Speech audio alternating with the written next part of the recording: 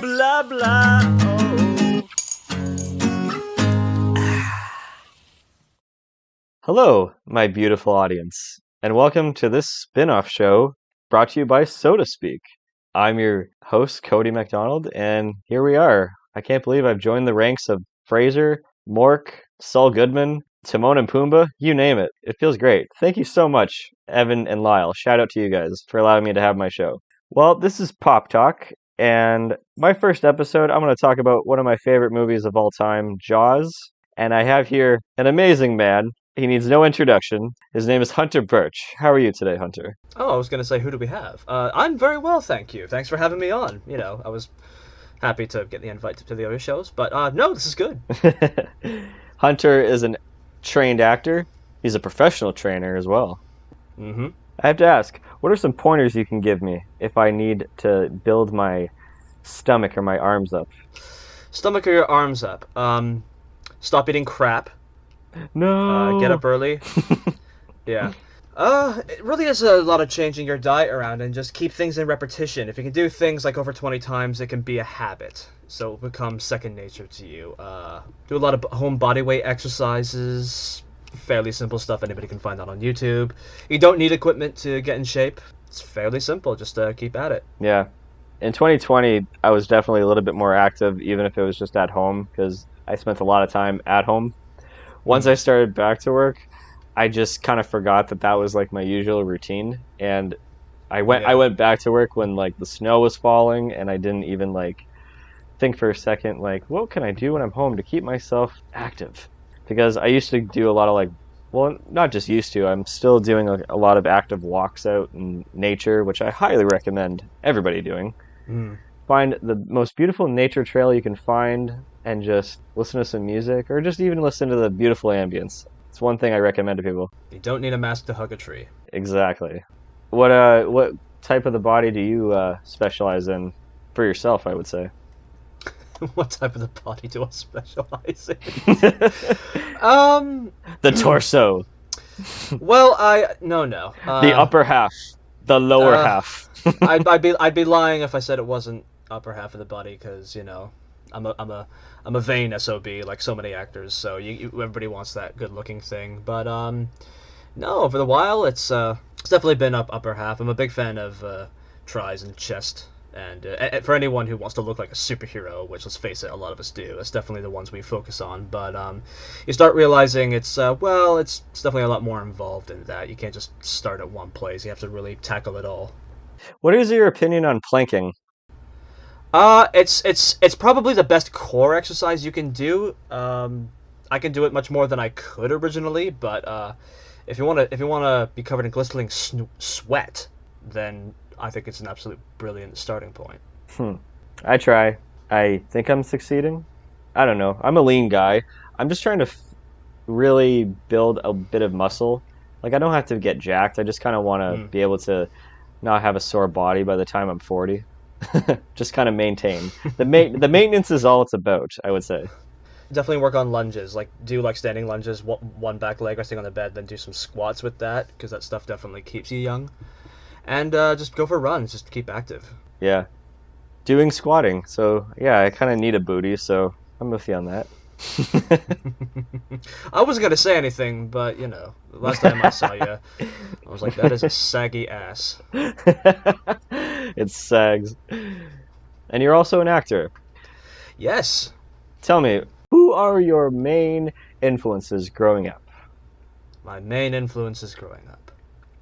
It's a tricky question because when you're young, you don't really focus on actors. You're just obsessed with certain characters. So I kind of gravitated towards that. I remember the first time I really took notice of an actor really captivating me was, and don't worry, we won't spend long on this because I think people on the internet are tired of talking about Star Wars. But it was honestly, I think Alec Guinness as Obi-Wan, fantastic actor. And I remember thinking, man, of all the fun characters out here, some are young warriors, some are dark figures with breathing problems. For me, the most compelling character was the old man. Have you seen him in the Bridge on the River Bridge Kwai? on the River Kwai. I have. Yes, Yes. fantastic Oh. film for all you film enthusiasts. I highly recommend you check it out. Hmm. Brilliant movie. And it's just kind of gone from there as I've grown up. I'd say right now my current acting heroes are Martin Freeman, James McAvoy, and Andy Serkis. These are people who you can really thrust them into anything, and no matter what they do, they give it their all. So pretty much you're a fan of any actor that's in Middle Earth. Oh crap! Yeah, I did name. No, McAvoy isn't Middle Earth yet. He Hey, was in yeah, yeah. Narnia. He was in Narnia. He was in Diet Coke, Middle Earth. Diet Coke, Middle Earth. Yeah. No, that's more RC Coke. Well said. Well said.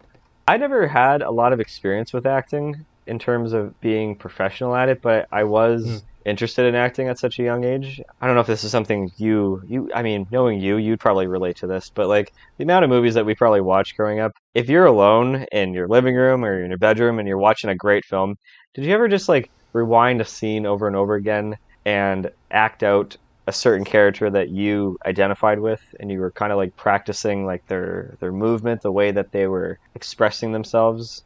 Oh yeah. Yeah, that was Oh me. I yeah. went through Absolutely. a big phase with that growing up as a kid. And the only time that I'd say I'd actually did a performance, I played Shrek actually in a school play. Oh, very cool. I did a decent job, I guess. But honestly, I was just doing an impression of him most of the time. And the whole or the whole play, I should say, was just honestly like a reenactment. We weren't like going off script or anything like that. So all my homework was just watch that movie over and over again. I get that. Yeah. Yeah. And then in grade six, I remember I was taking this class. It was every Saturday, and it was me and like maybe a dozen other girls. And it was like an Ooh. act. It was yeah, yeah. I was a lucky guy, and it was an acting class. I guess I don't even know if it was like a class in a way, but like we ended up doing Snow White, Oh, and lovely. because I was the only guy in the group, I had to perform both the Mir and the Prince. Hey. So it was a dual role for me. I mean, I kind of fell out of acting in a way because the more I saw myself on camera, I was just sort of like very stiff. Comparing myself to all my other friends when we were making like dumb movies back in grade school and high school. Not to toot my own horn, I think I'm probably the one that like emoted the best, but it's still not saying much at the same time. Oh, So that's fair. That's fair. I'm now going with just the Hitchcock rule, just show up in the background or just be like a quick extra, just to be like, Yeah. hey, there's me. I respect that. I don't know why more directors don't do that, and maybe they do. We just don't see them. But I think that's always a fun motif. The problem is that they sometimes highlight themselves a little too much. Like Shyamalan has that problem. It's just when they're a little too prevalent in the scene and they don't have that much acting experience. Oh, Tarantino is another example. Like early Tarantino, yeah, like that's like get off camera, man. What, you didn't buy his Australian accent in Django Unchained? Oh, of course. Yeah, the most authentic thing ever. Oh my God. Effing hell, you're talking about. No, I'd rather do it the Edgar Wright or the Peter Jackson way, where he's there for 2 seconds. If you know him, great. If not, it doesn't take away from anything. Exactly. I find it's only really something people notice if they're like diehard film fans. Apart from that, people generally won't notice it. But I'm the guy who notices where if there's a character on a telephone, like in, for example, the first Terminator, that's James Cameron's voice on the answering machine. I'm that guy who notices stuff. For your performances, out of everything that you've ever been in, what was the one that you felt the most proud of? The one that I was the most proud of. Like it could have been anything. It could be something in film, TV. It could be a performance on stage. Even I don't even know if you've had that much experience on stage. I've had a little bit of experience. I'd love to go back once things start opening up. I don't Yeah, know if for you know sure. this, whoever's listening to this, but there was a period when we really couldn't go outside or be close to people. Oh, is that It's called right? it's Oh, called COVID-19. Yeah. oh. Um. It's first I've heard of it. Oh, No, I remember my final term at the school both Cody and I went to. I played I played a mad dentist, almost a Steve Martin type from Little Shop of Horrors, oh, okay. I can see that. Yeah, and yeah. that was a lot of fun. But I guess my proudest work I've done. I'm gonna cheat here a little bit, because it's kind of a hybrid answer. One actually is something I'm still waiting to hear back on. It's in India, a good friend of mine, and it's all about how this guy who's had a terrible relationship with his sister has to step in and basically look after her daughter, and he has no experience with it. And I had scenes with this wonderful young actress. I'm embarrassed now because her name's escaped me. It was a while ago. It was a really sweet scene, and I think just in terms of just being down to earth and being human, because a lot of these days you get a lot of scenes that aren't very human because they're not really written very well. This one was. Yeah. It was really down to earth stuff, and we'll definitely be talking more about this when it comes to Jaws when we get into it. And then the other one was I'm gonna cheat again. I don't know if any of you saw the film Suicide Squad. If you do, I'm sorry. But I got to double for the joke. Don't worry, the Suicide Squad is on the horizon. Yeah. And this is coming from someone who was able to work on it in different respects. I doubled the Joker. So I got to wear makeup, I got to shoot guns, I got to hang out with lovely Margot Robbie for a day. Name dropping like a beast. Yeah, it's just that's who I am, man. And I'm like, there's not really any acting here required. You just have to be manic, and at the same time, I'm being paid to be a character I've watched for years. Yeah. I'm not the face people will go see, but for a couple shots, it's like, hey, there I am. So exactly, yeah. And plenty more stuff in the future here's to come, and maybe some will come back on the show and talk about. No, maybe. I don't know. Who knows? All depends if we have the similar taste in movies, but we'll see. So with all this talk we've just been going through with performances, let's get into a certain film that, for the most part, has nothing but performance-driven moments. Oh, Jaws 4?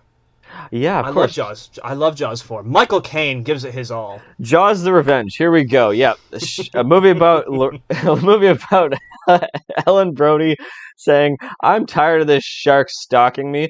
So instead of moving somewhere, Midwest in the States, I'm just gonna move to the Bahamas, right on the beach. No shark will find me here." Yeah. It's man, I'm sure we'll talk about that movie another day. But no. We're here to talk about the 1975 Universal classic blockbuster, Jaws 3. No, Jaws 3. It's wonderful. The amount of effort that went into that 3D. I mean, James Cameron, run for your money. We'll get into it. I'm sure we'll get into it and talk about some of those stories afterwards. But no. I think it's numero uno. Really the only Jaws film in my mind. Oh, Jaws 2. Right. Yeah. Okay. Wow. I didn't think we'd go through the whole rooster, but here we go. Well, what are you talking about? Jaws 2. It's about Chief Brody. He says that there's a shark in the beach, and the mayor says, no, there isn't. And then the beaches stay open, and then sharks attack. Sharks. Yeah, it's plural. Oh, that's what you got out of it. I thought it was Chief Brody going, I like money, so let's do this again. No. We are here to talk about a film that meant a lot to us growing up. For different reasons, I would say. But it is Jaws. It is the 1975 classic, directed by Steven Spielberg, starring Roy Scheider, Robert Shaw, and Richard Dreyfuss. So basically the logline is, in the fictional town of Amity Island, a shark attacks this beautiful beach resort. And after a couple of failed attempts to try to keep these beaches open for the public, the three main characters set off into the water, and they try to hunt down that Leviathan. It's very simple, and that's why I love it. I know it's weird. It's weird hearing about a plot that's not full of subplots and convoluted time travel stuff or setting up spin-offs. Or it's weird to talk about a film that just has one story to tell. Well, I mean, upon the running joke we were just doing, that this movie did happen to spawn a lot of sequels, a lot of needless sequels that it defeats the simplicity of the first movie, and it happens a lot, even with like Halloween and Alien to a certain extent, even though Aliens has it's a great sequel, and we'll get there too one day. Maybe, yes. But before we get into it, tell me, Hunter, when was the first time you watched Jaws, and what was your first thoughts? My first reaction to Jaws, I believe I was either. I wasn't too young. I was either 10 or 11 when I first saw it, if my memory serves me correct. And it was actually in a Blockbusters. I rented the film. Nice. Because for some reason my dad didn't own it. And I spotted the cover. I thought, ooh, that looks cool. And I don't know if any of you know, it was a VHS cover. It was a VHS copy. And all it is shark's head looking up at a lady about to eat her. Really simple, illustrates the point. And, you know, me being the kind of horror kid I was, I thought anything with a beast on it, you know, anything like that, I was suckered into it. So I remember watching it that night, and I remember thinking, man, the shark really hasn't shown up yet, but I don't care. This is really good. Because I guess I was at that time where I was watching a lot of bad monster movies where they kind of just show it out right at the gate. Here, it took its time. You know, you see a ripple in the water, you hear music, you occasionally see a fin, but the implication of it, I think it might have been the first film where it was just the implication of something led to the fear. Yeah. And ever since then, I was hooked. And luckily, the copy that I had, it was a dual VHS copy, where the second tape was actually the behind the scenes of it. Yes, I recall that one. Yep. It might have been the first behind the scenes thing I explored. Yeah, for sure. So it was the first time I really saw people behind the scenes setting up cameras or talking about the process of everything. And this is also a film that the fact that any film gets made is beyond me, because there's just so many things that have to be done. There's just the amount of paperwork, the amount of setting up, the amount of having to coordinate things. This is one of those films where apparently everything went wrong. Yes, and everything. And as we get into like the plot, we'll like sidetrack and really just talk about the making and what went behind it, really, because this is a film that lives in infamy of having one of the most stressful productions of all time. No, not just regarding like big ones like Apocalypse Now, that's another story. But yeah, Steven Spielberg proved that shooting on the water is a bitch. Yeah, ever since then, after I saw it, it fed both of my fascinations with both film and marine life. Man, we are twins. I felt the exact same thing afterwards. It's weird because I guess I'm just one of those guys where I don't think it actually started with Jaws, but I think I've always loved sharks. Yep. I just think, like, when you look at sharks on their own, I've always been fascinated in a way, just love them as a species. I mean, they're the single animal that most movies are made out of. Like, if you can think of one animal, what are most movies made out of when it comes to one animal? It's a shark. Yeah. Thousands of movies are made. Only one's good, but there's thousands of them made. And yeah, a film that's legendary for making people afraid to go in the water. For me, it's kind of the opposite. I want to go cage diving and see them up close. You want to get attacked by a shark. Kinda, yeah. I mean, listen. And I've read the statistics. You're more likely to be killed in your car than ever be attacked by a shark. Or plane crash. Yeah, you're most likely to die in a car. Exactly, yeah. It's funny. True. It's funny. I went through the exact same thing with going through a shark phase growing up, because I even recall having this book that taught me that tiger sharks, their teeth are as sharp as steak knives, which I thought was terrifying. And whale sharks, the only thing that they eat are plankton. That's right. It's always stuck with me, those little facts about that. And the fact that whale sharks are not harmful towards humans. What's the one shark with the long tail? Thresher. Thresher shark, yes. Yeah. So there's a thresher shark, there's a tiger shark, obviously the great white, the hammerhead. I remember having a book and it was just naming all these facts, because I went through a little bit of a phase myself. That and boats, actually. And I have both Jaws and Titanic to thank for getting me into this huge ship and boat phase. Like, even to this day, in my hometown, my home city, Windsor, like in the guest bedroom, my mom still has like all those little miniature ships I used to have. One being a giant Titanic, one just being like the USS whatever, you know. Like a lot of them, actually. I just went through the USS such and such. The USS such and well, such. I think that's the thing. I think no matter what, I think like, if you're a youngster and you're kind of attracted to these types of excitement in your life, along with dinosaurs, which, you know, bit ironic, and we're talking about Steven Spielberg, and I'm sure we'll get to that story one day. One day. The thing about sharks is they're not a made-up monster. Yeah. And I want to say they're not monsters, period. I think they're a horribly represented animal. Well, that's what's so great about Jaws, is that it's just a force of nature. It's all instinct. Yeah. It's sort of the perfect example of man versus nature in terms of its conflict. It is something we cannot bargain with, we cannot reason with. It is just something, like Hooper says, it swims, it eats, and makes little sharks, and that's all. I can relate. Well said. Well said. So my experience with this movie was kind of funny, actually. So I recall actually talking about this on So to Speak, which, by the way, everybody, give a like, give a comment, and most likely subscribe to So to Speak. Please. They got a lot of stuff on their channel. Please check it out. So when I was about 7 or 8 years old, I was flipping through the channels, and I remember Jaws was on, and it was in the middle of that Indianapolis speech.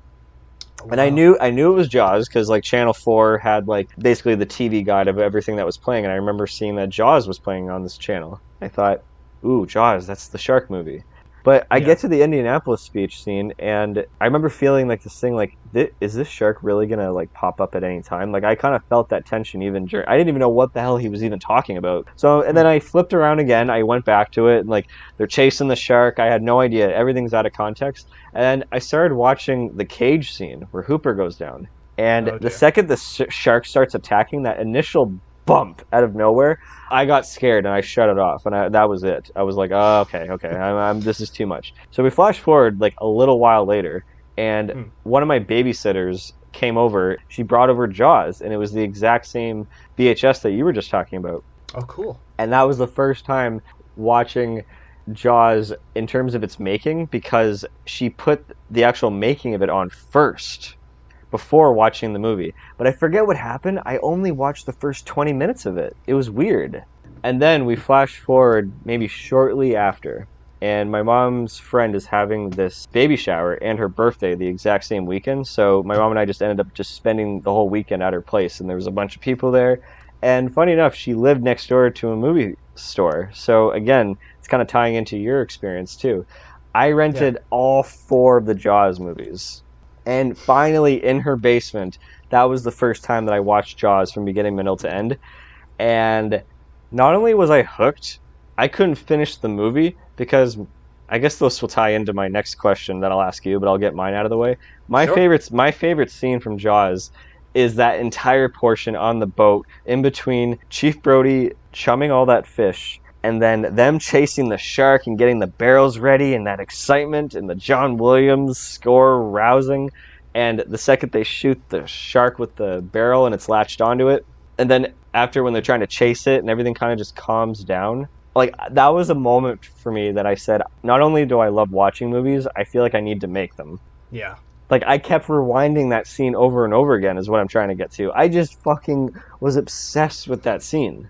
It's funny because I rewatched this only a couple of days ago. I think I rewatched it Saturday. It's warm weather, and I'm like, I'm feeling in a Jaws mood. You know, I haven't seen that in a while. And every time I watch it, it's like watching a new film because you don't see films like this made anymore. You don't. But no, I hear you on that scene. Like that's still a hell of a John Williams score. Yeah.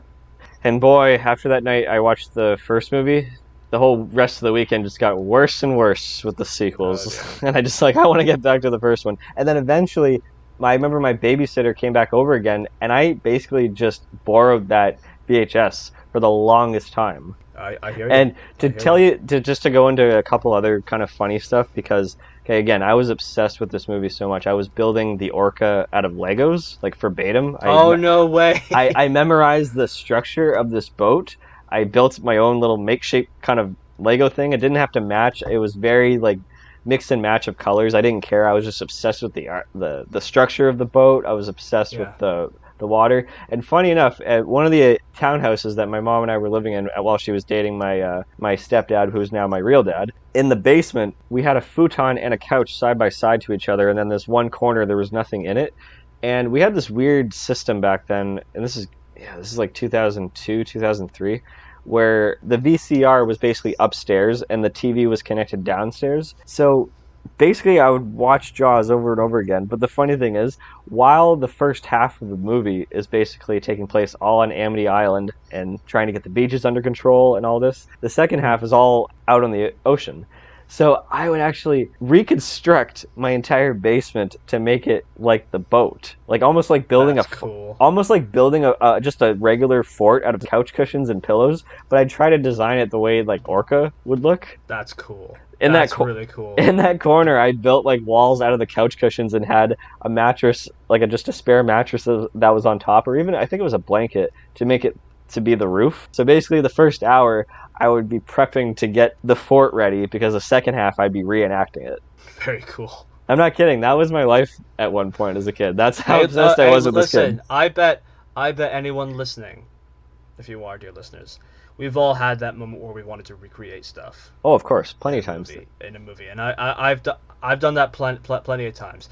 Because let's face it, we didn't have high end video games when we were young. We had some, But when you're really young, you don't really have access to that sort of thing. So what do we have? We have maybe Nerf guns, a couple of plastic swords, maybe some guns. We use our imagination. Exactly. But most Yeah. kids these days are on an iPhone. So I think these stories are a thing of the past, and we're the last generation to really do that. My So imagination is playing Minecraft and Fortnite. yeah. I sound like an elderly man when I say that, because I play Fortnite occasionally, so I shouldn't be bitching. No, you disappoint me, son. What have I done? But then, years later, I'm in high school, and I got Jaws on DVD. Quite the upgrade. So Oh yeah. that's when I became obsessed with the making behind it, and how much Yeah. the making of the film actually inspired me, and how that notion of, even with the lack of resources and that frustration, if you just persevere and you keep going under true. any circumstances, you can make something that the audience is going to remember. It's true.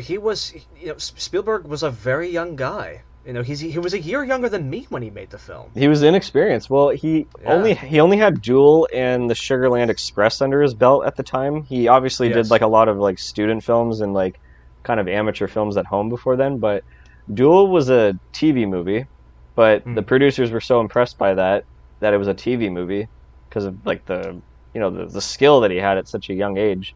And same with the Sugarland Express. The Sugarland Express is a bit more realistic and doesn't have that much action in it, but the producers were definitely enthused with his young energy, and that's kind of before the Spielbergian magic of film started to happen. It wouldn't become a little bit more prevalent until the 1980s, and I guess the early 90s was kind of like, the crowning achievement with Jurassic Park.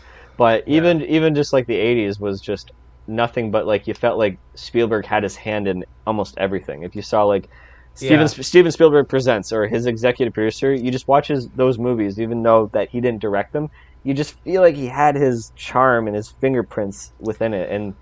And Jaws, that was like the birth of that. It was. Spielberg for a time was a name that got people excited. It's like now how when people see the name Christopher Nolan or Denis Villeneuve, certain names for certain directors get people excited just about cinema. Yeah. Spielberg may have been the first director to really achieve that in terms of blockbuster status, and it started here. There's always that debate on whether or not it was The Exorcist or The Godfather that were considered like the first blockbusters, quote unquote, just because it's okay. Just because they made the most amount of money at the time. But because Jaws was it's a summer movie, it was also released in the summer. That's when that whole term, the blockbuster, became a term. Yeah. And for those of you who don't know, what the term blockbuster really means is anytime you were around trying to attempt to go in the theater and see it, they didn't have online ticketing back in the day. They literally had to line up around the block. If you Google a lot of old films with people who are really excited about, like everyone from like the 70s up to a point to the 90s, let's say up to 99, there were always lines around the blocks to see certain films, and this was really the first one to do that. That was the only way you could see movies back then. It wasn't until like home video and cable where that was a lot more popular in the 80s, but in the 70s and before that, the cinema, it's the only place you can go see it. So tell me, what was your favorite scene from Jaws? My favorite scene from Jaws. That's tough. It is a tough one, actually. You know what? I don't know if I can actually truthfully answer it right now, but I'm actually going to answer for one that just sticks out to me right now. And this might actually surprise you. My gut tells me to say the Indianapolis speech. Yep. But honestly, right now, I think it's that dinner scene at the Brody's family. And I'll tell you why. The dinner scene comes just after when Brody is slapped in the face by a woman whose son has just been killed. Mrs. Kentner, I think her name is. And she's basically lecturing him going, you knew that thing was out there and you let people go swimming anyway. So who do you think you are, kind of speech. Yeah.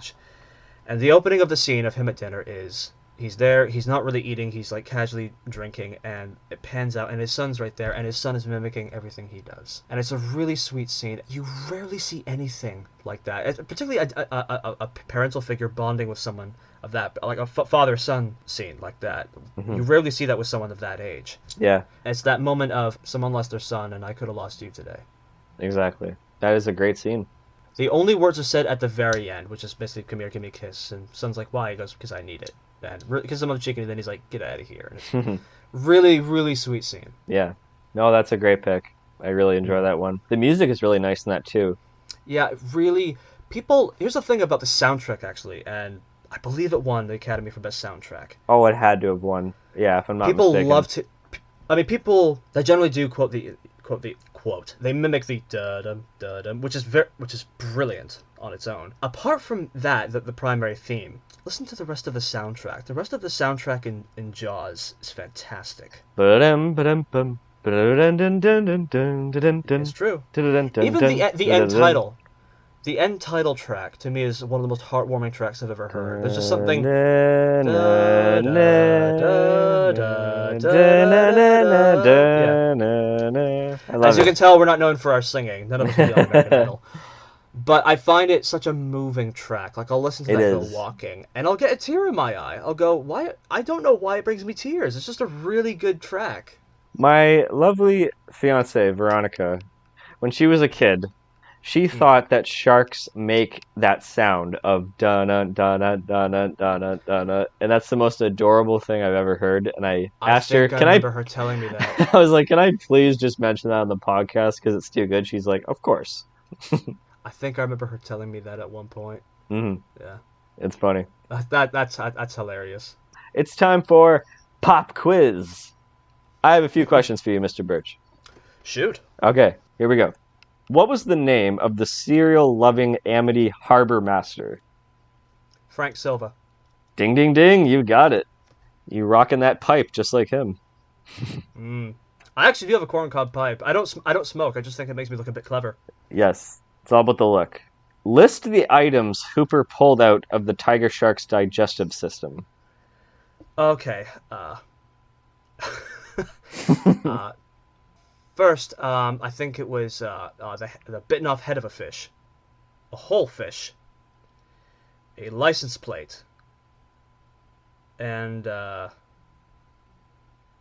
You almost got it.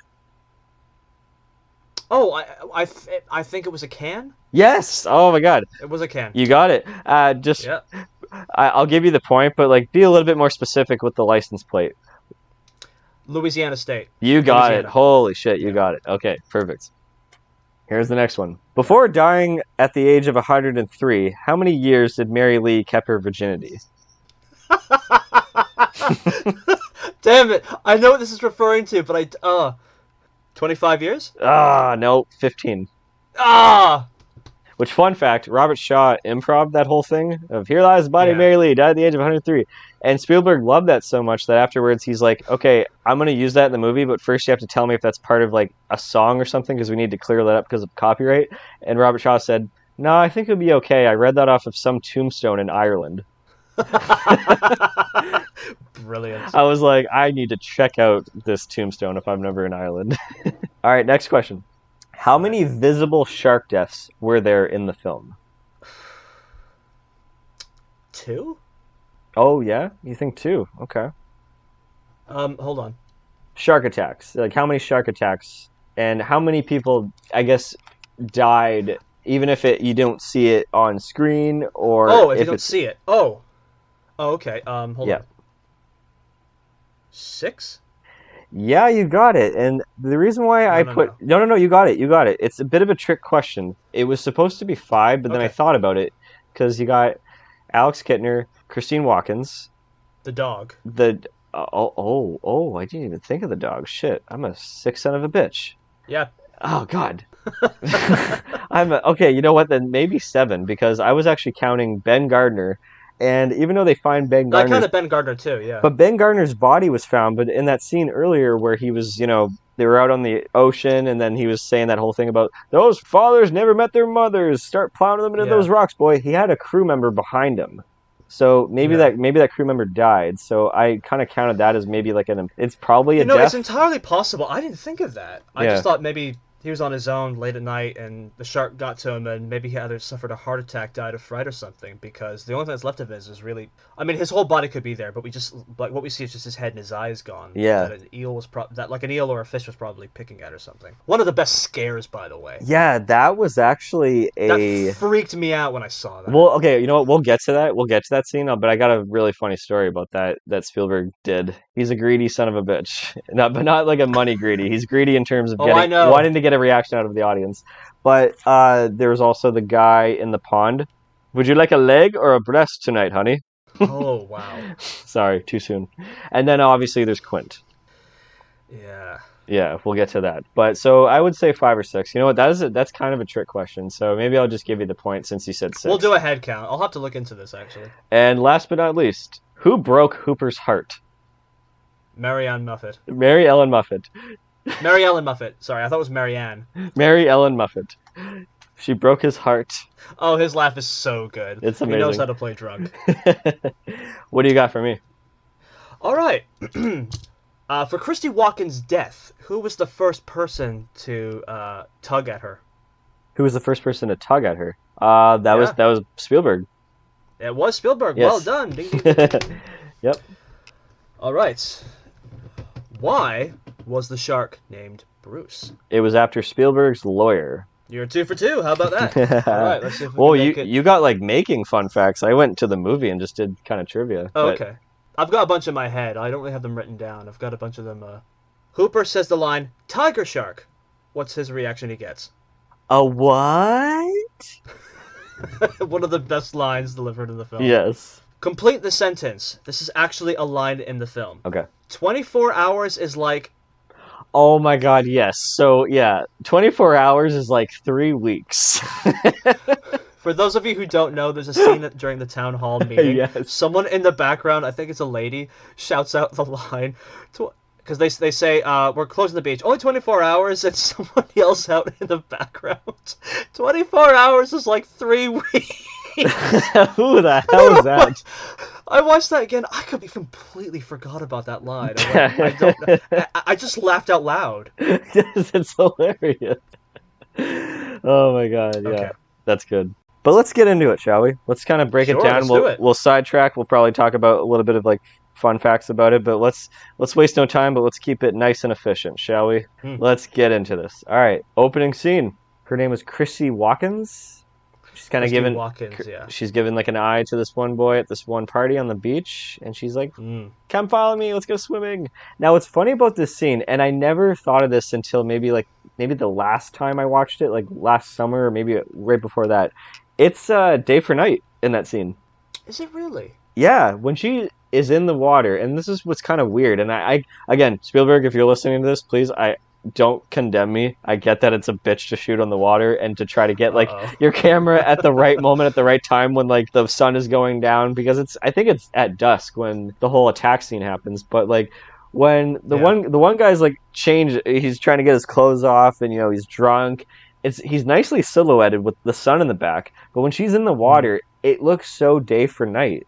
And what's funny is back then, I never thought day for night was distracting, because I always thought that was overcast around dusk. I thought it was just because it was so cloudy and it was near the water. And funny enough, every time I saw day for night growing up in films, it was always at a harbor. It was always near the ocean. So I just thought that sort of blue ocean kind of reflects out of the sky. I just thought there was a lot of science behind it, until you go to film school, and it's basically you learn that it's just a cheap way for filmmakers to cheat basically the weather.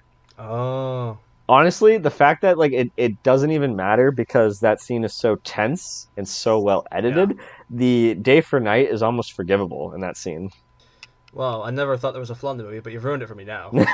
Hey, no, this is... And funny enough, when I was skimming through it, there was a part where I was trying to pick at it, and I forget exactly what it was. And then immediately it was debunked, and I was like, oh, never mind, okay. This is just me trying to be an asshole and picking out a perfect movie, so I need to stop. Yeah.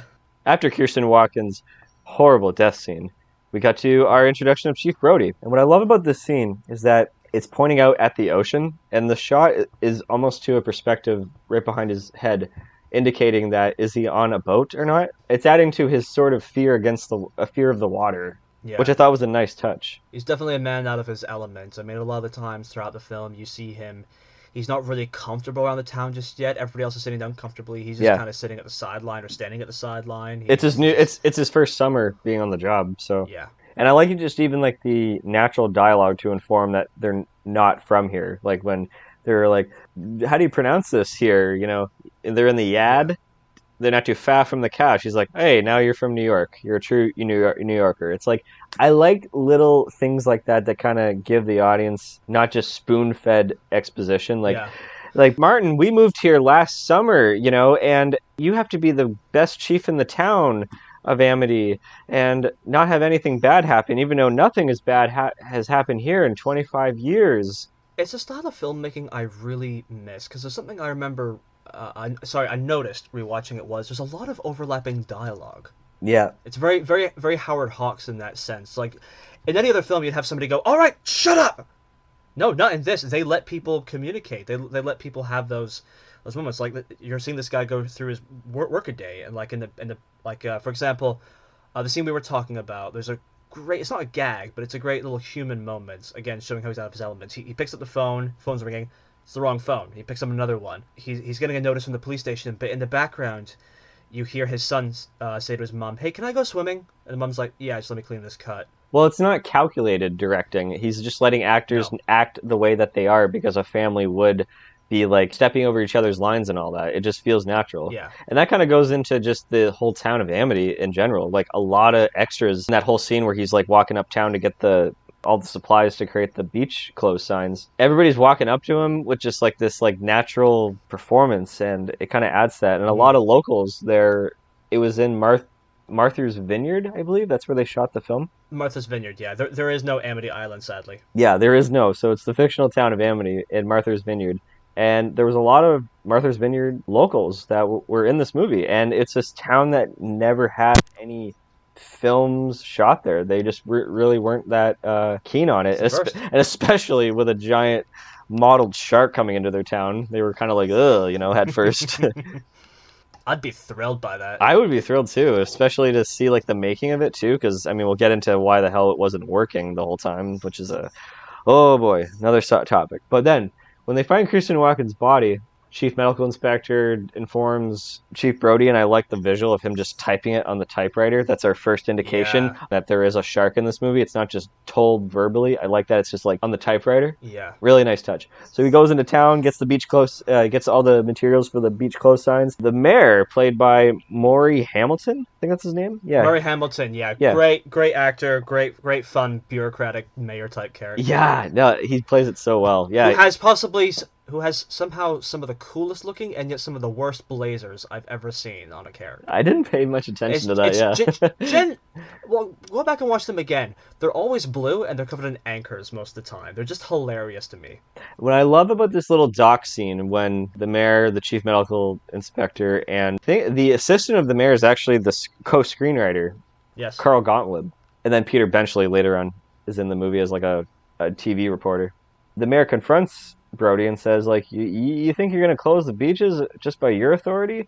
And I like how the mayor, it seemed like he just completely twisted the arm of that chief medical inspector, because he told Brody right away, like, this is a shark attack. So there's like some politics that are very subtle there.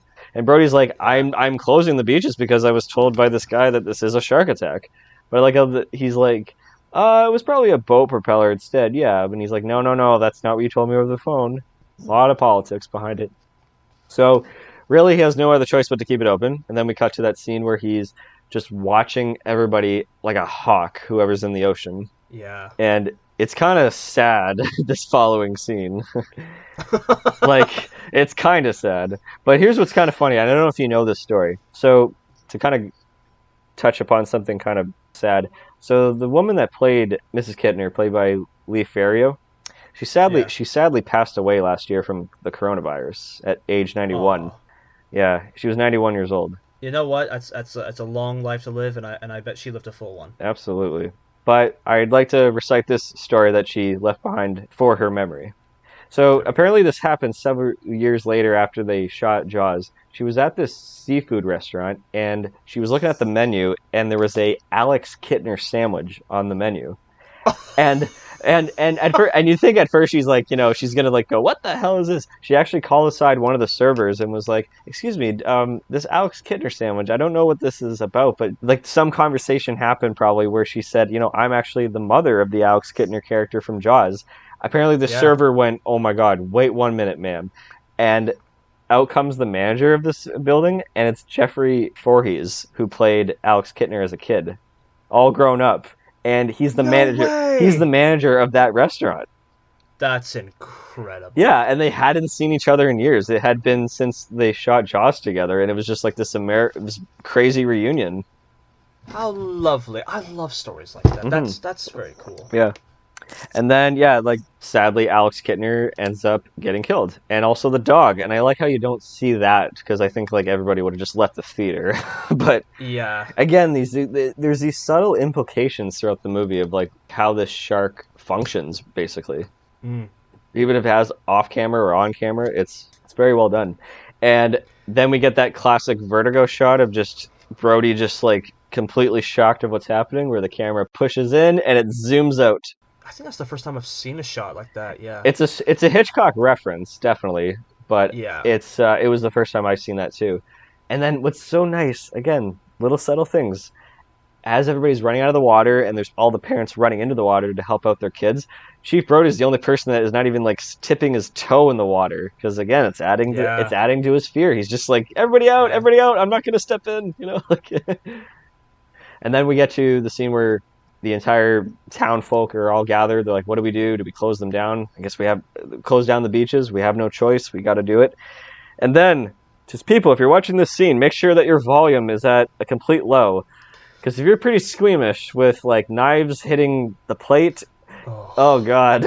Like, Clint's introduction of him just, like, scraping his fingernails on the chalkboard to silence everybody because they were all yelling. For anyone who references like nails on a chalkboard, this is the scene generally most people think about. Absolutely. But like he creates such an impression. He's just like, well, I'll kill this thing, but keep me in mind. Robert Shaw is incredible, and I'm actually appalled that he didn't get an Oscar nomination for this movie. I was shocked to find out he didn't. Like when I first like really looked into this film, I was like, he wasn't nominated. He's such an authentic fisherman. Like everything that he says, even like just little like folk quotes that he says to himself or out loud. His mannerisms, everything about him. He just has this so much history in his face, like that. He's been out in the ocean his whole life. He's an incredible actor. I remember seeing him later on in the. From Russia with Love, he played a Spectre agent. He played the henchman. Yeah. It was distracting actually seeing him, because I think that's probably the only movie I've seen. I know that he was in The Sting, which is why he was actually cast in the movie, because the producers produced The Sting, and then they suggested to Spielberg. And then we cut to the scene where those yahoos, are trying to use like a roast to literally get like what were they trying to accomplish in this scene? I kind of laugh at it the more I get older. Like, I really do, because even they're not kind of serious about it. Because after the most minimal effort of like, all right, we're gonna put a roast on a hook, they toss it in the water. The one guy goes, "Can we go home now?" Yeah. And like with Brody, and what's nice is that because the shark wasn't working, they used a lot of like creative things. Like Spielberg made a floating dock coming toward, like a broken off dock coming towards a guy, and added on with John Williams music. Like that scene is scary, and you don't know if he's gonna make it or not. Like it's no, I legit thought when I was younger, I was like, he's not gonna make that. This is a setup where he's not going to. Oh, he did make it. Oh, okay. And then we are shown Brody doing kind of like a half-assed research on sharks, essentially, by just flipping through a book. It's the kind of research I would do, which is just show me all the cool pictures. Yeah. Well, that's what, again, this is like why I'm a visual guy, and I appreciate Spielberg, who is a visual guy, just giving us an aid, because like I noticed that the pictures that he's flipping through, it's like informing him, and I guess us, the audience, that it's our first look at what a shark would look like, even if you've never seen a shark ever. This is like the first time in the movie that you're seeing like what a shark would look like, because we haven't seen the actual shark yet. And it's showing like what they're capable of in terms of shark attacks. It's showing that people study them. It's showing pictures. What the victims look like. Oh, the victims. God. Yeah, poor guy, poor leg. There's one shot. I couldn't believe I saw this. There's one shot where it literally shows a guy with his thigh was literally removed. No, it wasn't his thigh. It was his upper femur. Oh God. Like it was his upper leg just torn out. It's like, oh. Dude. There's a picture that is very reminiscent to Amity, essentially, the beaches. And then what I love is that there's another shot that foreshadows the ending, because That's right. There's a scuba diver tank. Yeah, it's either a tiger or a bull shark that has a scuba tank in its mouth. Yeah, it's good.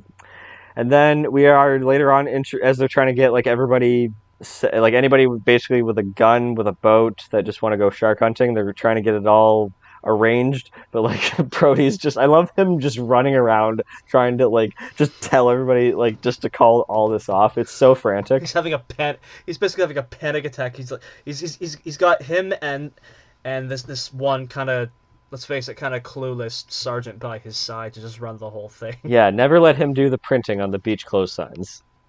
Well, this is also clearly a town that doesn't really have a single problem. There's a reference to that earlier on. This is a town that, like, barely a crime's happened. This is probably the first serious thing that's really happened. Yeah, totally. So, this is literally uncharted waters for them. Hey, So, that pun. Oh my god. yeah. Then we're introduced to Matt Hooper, Richard Dreyfuss. Yes, the original hipster. I'm not kidding. Look what he wears. Jean jackets and just jeans. Well, he's got quite a few beanies and stylish glasses. He's quite the character. He's the kind of character who, if I read the script, that's the guy I'd want to play, because this guy's so much fun. He brings the real fun, lighthearted element to it, because he's a knowledgeable guy, but he's also weird. He's also weirdly charismatic. Yeah. In his own right. And did you know that? Oh, wait, actually, have you read the book?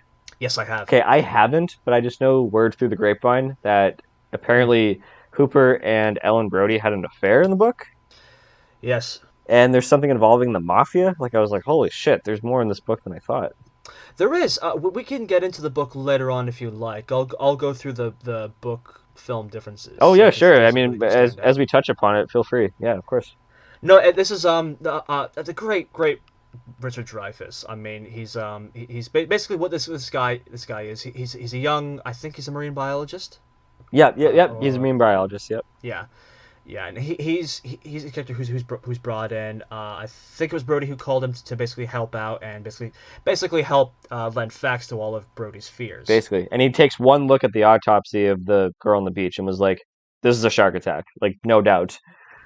This is not a boating accident. Propellers don't do this to your body. Yeah, exactly. And then we hard cut literally to what we think is the real shark, but it's actually a dummy shark. And I even like the way Hooper was trying to word it too. He said, "You know what? This shark that these guys caught, it probably is the real one, but I like how he uses science right away. It's just like the bite radius does not match." So he's just trying to be sure and all this, and like there's some friction that's when the friction between him and the mayor start. Yeah. And then you just touched upon it too. Like probably the best acting in the movie was actually from the late great Lee Ferrero. Yeah, because like I don't know how to say it. It's like she has so much anger and sad in her face, and it's so raw and it's so real looking. It really begins that kind of guilt that Brody is going to have for the rest of the movie, and probably the reason why he wants to go out into the ocean later on, and why he wants this shark to die, because I can't bring this kid back. There's nothing I can do to redeem what I did other than just try to kill this shark. It's great. It's a great motivation to kind of put him out at the sea, because it's already been established that he hates the water, but it also puts us into his perspective, because he's kind of like the everyman. That's one thing I'll probably touch upon more once we get out to the sea parts, but I love how, when it comes to the friction between Quint and Hooper, it feels like it's literally like book smart versus street smart. One's doing it, one's literally driven out there with a science perspective, and one is doing it all on instinct and gut reactions. And Brody is just there. And that doesn't have to be like a funny thing. It's just he's so inexperienced with everything. He really doesn't want to be there. He's like, let Hooper take a turn. I'm often saying to a lot of students that like the best actors to me, just from my perspective, this isn't something like I pass as common knowledge, but this is just for me. The best actors I find, even in small scenes, the best thing they can do is to convey what not one but two things they are thinking at the same time. Yep. And throughout that whole scene, when it cuts back to both of them, it is crystal clear what both of them are thinking. One is angry and filled with sadness and rage, and one is just guilty. Is guilty and full of regrets, and this is a man who has being a police officer in a small town like that, it's a high position of power. Mm-hmm. But here, he feels helpless. Even the one guy who's running against him, which is the mayor, who's like, "I'm sorry, Martin, she's wrong." He's like, he just simply says, "No, she's not. Yeah, No, she's not." it's powerful and potent, and you can almost see it in the look in Hooper's face, like he feels sad, like they kind of form this unconventional kind of bond. They do, yeah. Yeah, it's a really it's not one I can easily say, which I think is what makes it such a good bond. They both want the same thing, and they both have like better common ground when, Yeah, at least when until Quint comes into the picture. But it's true. It's almost like to me, I always saw it as Hooper's like the younger brother to Brody, yeah, okay, but Hooper's the one with the more knowledge when it comes to this. yeah, I can see that for sure. Yeah. And then Matt comes over, tries to take a little bit of steam off by bringing some wine over. Okay, Matt Hooper's the Yeah. only person in the world where, as he's asking, is anybody eating this plate of food, his hand is already on it, pulling it towards him. And before she even answers him, he already has his hand on the utensil. I just love it. The timing was perfect, and it's so subtle. Really great scene, just helping himself to dinner. Well, again, it's another one of those like Spielberg long shots where he just lets his actors just, He lets them play. he lets them go. Just literally make it all Yeah. natural. If you stump on a line, or if you cough, or just you have to rephrase something, if you kind of stutter on something, it all feels natural. Yeah, and he brings over a bottle of wine, and Brody immediately helps himself. Like he has like a top glass full of wine. Yeah. Let us not forget about Lorraine Gary too. Like Ellen Brody Oh, she's is fantastic really good in this. And what's funny is that she has two boys. in real life. Yeah, in real life. So she really just played it really naturally. And Spielberg saw her in some TV movie and said she's just literally acting like a real person. Yeah. There's a nice intimacy between her scenes and Roy Scheider. Do you want to get drunk and fool around? Oh yeah, yeah. See, it's simple scenes like that you don't really see anymore. They felt like real people. Exactly, yeah. They felt like a family who, they're like one scene isn't all about struggle. It's about multiple things. Which anyone who's in a relationship, that there's always several feelings going on, no matter what. I mean, you're an engaged man. You must see these scenes and go, this feels completely natural. We've all had moments like this when we're in love, when we're building a life. When I had this movie on, Veronica was watching the scene right before that little moment happened where he's reading the book and she just shows up right behind him and startles him. She's like, oh, you scared me. But it's like, I think you scared him. But I just kind of turned to Veronica and I go, story of our lives. Yeah. That always happens. Anytime I'm in the kitchen, I'm doing dishes, she'll just walk in the room like as if it's just normal, and I'll just get startled out of nowhere. I'm in my own world. I'm either listening to music or I'm just daydreaming or whatever, just doing my thing. I just get too easily startled by the littlest things. Yeah. And then we get to the scene where they cut open the shark. I kind of quizzed you on that. And they're like, yeah, for sure. The Kittner boy is not in the belly of this shark. This is not the right one. I don't know whether that was brilliantly acted by Richard Dreyfuss of like, for any of you who've been around dead fish, you know what that smells like. God. Now, to have a dead shark there, now there's like a white liquid spilling out of it. My theory is that maybe that's either really bad milk or Dreyfuss is just such a good actor that he could just so well conveys the foulness of that situation. Well, he's trying not to breathe it in, and then he had to do this long exhale, like. Yeah, I actually have to Google if that was like I can't imagine it was a real shark or whatever, but like was that just incredibly well acted, or was it a Revenant situation where no, he really did this? Well, even just him with the autopsy scene too, like he was just sort of like, he's trying to do like a journal note for notes later on, but like he just like he's taking a lot of deep breaths and he's like, hey, I need some water during this looks like a really grim thing. Like, and Hooper and Brody set out to the sea to go find the shark at night. Really well shot scene. I love the look of it. Like we're on Hooper's boat. Really nice looking boat. Or even just like when they finally get up to Ben Gardner's boat and there's just like those wide shots of like just the spotlight from their boat looking out at the destruction of this boat and the music. It's kind of tragic, It's Spielberg loves lights. He loves lights. Those spotlights. Oh yeah, we'll get to that eventually some other day if we talk about a certain dinosaur movie. But so then we get Hooper. He jumps into the water, is checking out this boat, and this is the scene I wanted to talk about. This is why Spielberg is so greedy. So after this movie was released, and I think things were kind of different back then in terms of movies being released worldwide because no matter, it would say a movie is released everywhere or it's coming out this summer, but then slowly movie theaters will start to get their own screener of the film basically back then. So you don't get it all at once because he started off with like a Yeah. few screeners somewhere, and apparently no one had any reaction to that Ben Garner boat scene because it was shot differently. There was no like reaction because I think what happened was is as he was trying to pull the tooth out, it accidentally just fell, and then he's like, "Oh shit!" and he Okay. couldn't get it. And I don't know. At least that's what the history is. I don't know how they changed this in editing later on, but because he Spielberg loved to sit in the back of the audience and watch everybody just literally levitate out of their seats from getting scared from this movie on all those moments. He thought to myself, God knows I did. yeah, he's like, I'm greedy. I want another scene in here to get that reaction. And he thought to himself, Yeah. there's a part in that Ben Gardner boat scene that I think I can actually change up. So he later on did like this pickup shot where it was he spent like a couple of $1,000 out of his own money, got this big tank of water, got the art department to paint the hull of the boat, and they shot it many different ways. Hooper coming up to the boat, the head pops up right away. He's digging in for the tooth, and then the head's right there. And then like there's a part where he turns around and then he turns back around and then the head's there right away. You know, just many different times. And as he was showing it in editing, he was showing it to many people.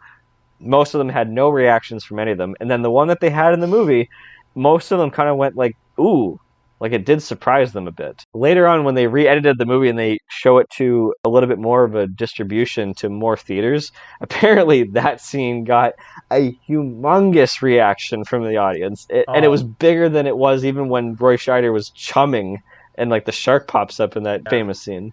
So that's pretty funny, actually. Just like, because he got greedy. He's like, I just want my audience to not trust me. It's that scene. It still makes me jump. I study that damn scene. I'm like, why is it so scary? I think it's the timing of the head doesn't immediately like come out. The head slowly comes out, and then there's like a sound effect. I don't even know what that sound is, but it really it's almost like a scream underwater Honestly, it's in it's a it's like way. an aquatic mix of probably Hooper's scream, the score working its way within the sound design. I don't Yeah. know, but it's just like this sound because I just love how it's not just like a cheap jump scare because a cheap jump scare would be that sound effect literally timed out with exactly the moment when the head is shown. But because there's that pause, Yeah. there's that delay in between. Basically, the sound happens when you're supposed to have a reaction, but the sound adds to more of the reaction because Oh it's my a very god. unsettling and it's a very unexpected sound too.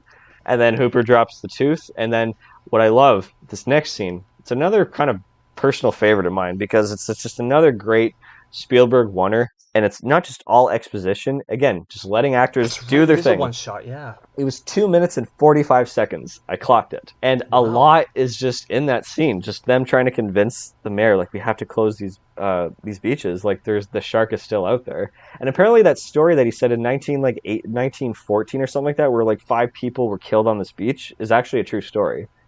I fact checked that afterwards. It wasn't Yeah. just like an offhand line just to convince him to close the beaches. It actually was a true story. And what I love is that, oh my god, if Hooper had kept that tooth, like the mayor probably would have been convinced because he was asking about it. He just needed a little. I'm I think he needed just a little bit of proof. I don't know. I think he was in full denial about the whole thing. I mean, if a kid if from what they told him wasn't enough, I don't think. We'll also get into the book. Like, there's another reason in the book why he wants the beaches Oh open. yeah, I'll get into that later. But no, I get it's another great scene where we see we see Hooper's frustration to the point where he's like, "Look, you're gonna ignore this until it swims up and bites you in the ass," yeah, and then he eventually just kind of breaks and has moments where I'm ashamed to admit it, but I've kind of had these moments in my life where he just goes, "That's it, goodbye. I'm not gonna waste my time with this jackhole." It's like, yeah. Well, you see, because he like completely blows off the conversation and directs his like focus to like the graffiti on the big billboard, and Hooper's like, yeah. "Fuck this, I'm out." Like, Well, it's bureaucracy at its finest, especially portrayed. He's like, yeah, people's lives. We've got a public service message, all right. We're here for. He straight out says, we're here for summer dollars. Like, if that doesn't happen, lives are not. We're finished. yeah. And then the beaches are left open, and then Brody and Hooper are doing what they can to have anybody on board to help maintain these beaches. They're just scrambling. The best job they can. I'm not sure what I would have done differently in that situation. The only thing I could do would go, all right, look, the people I care about, you're not going in that water. Exactly. But I like how the crowd is actually not going into the water at first. It's because it's sort of Yeah. creating like a word of mouth sort of situation where it's like, maybe we won't take our chances. But then once the mayor starts to like convinces one family to go in, the snowball just Yeah. starts rolling and everybody gets in there. What's the ultimate question of it? Was like, if your friend jumped off a cliff, would you? Yeah. Apparently so. But I love this sort of subtle shot where like there's a part where the mayor is just like standing there smiling. He is in the right side of the frame smiling while people are running past him. And then it's reversed later on when everybody's running away and he's just standing there on the left side of the That's screen right. and he's looking completely disappointed and shocked. Yeah. So it's nicely mirrored actually. And then, oh my god, there's a giant fin that comes into the water, and everybody runs out in this huge panic, and then you realize it's a bunch of jackasses who. I don't think I'd ever pull a prank like that, but I kind of get it. In a weird way, I kind of get the prank. couple of kids with a fake shark fin, and you're like, God damn it, kids. Look at what you've done. A convincing fin. It fooled me, at least when it was shot. I was like, oh. Well, basically, what they just did is they created not only a huge panic, but they created a distraction and almost like a diversion for the real shark to do its thing in the pond, where Chief Brody's son Michael happens to be in with a few of his friends. I like that even then, like, friendship was more or less exact the same as it is now. Like, the minute they turn around, they've got guns pointed at them. The youngest one's like, he made me do it. He talked me into it. Yeah, exactly. It's such a good line. Yeah, that scene. Oh, did you ever see that deleted scene of that pond scene where that one Fisher guy is holding on to Michael? And, yes, well, we're about to get into that scene now. Like, everybody's back on the shore, and it's like a practical joke here, and then we see the real Finns, girls calling out, and just before this, we saw, and I like that there wasn't really a huge pushback from the son about this, where he's like, look, why do you guys take it into the pond? You know, I like, you guys can still do it, but I feel much safer. You just do it for the old man. The son's like, all right, I'll help you out. Yeah, and that's where the shark is headed. There's a really, for me, I think it's one of the creepiest shots of the film is where it's a slight pan, and you see the fins just go under the water while the youngest Brody's son, Sean Brody. There's really.